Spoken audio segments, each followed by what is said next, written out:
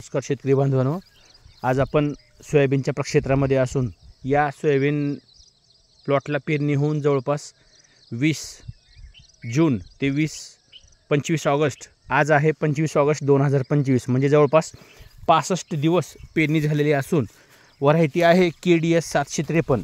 Plot अतिशय चांगला दिसत असून जवळपास 65 दिवसाचा प्लॉट आहे.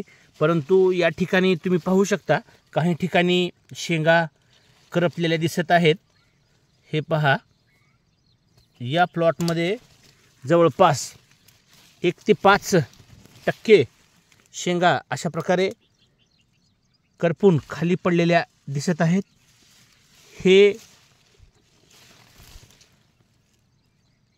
हा रोग बुरशीजन्य रोग असून शेतकऱ्यांनी याकडे लक्ष द्यायला हवं.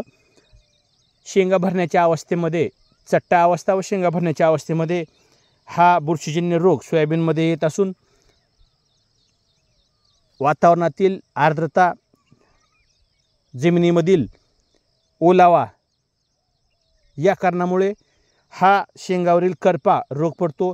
यासाठी शेतकऱ्यांनी एक कीटकनाशक कोणतेही कोराजन, प्रोक्लेम, फ्रॅक्झर व त्यासोबतच एक बुरशीनाशक कोणतेही साफ, रोको किंवा स्वाधीन व त्यासोबत एक टॉनिक दाणे भरण्याच्या अवस्थेमध्ये या तिघांची संमिश्र फवारणी केल्याच्या नंतर हा शेंगा करपा रोग समूळ नायनाट होतो. शेतकऱ्यांनी याकडे अतिशय चांगल्या प्रकारे लक्ष देऊन एक बुरशीनाशक, एक कीटकनाशक आणि एक वाढ संप्रेरक म्हणजेच शेंगा भरण्याचं अवस्थेमध्ये द्यावयाचे टॉनिक असे तिघांची संमिश्र फवारणी केल्याच्या नंतर हा शेंगा करपा रोग समूळ नायनाट होतो.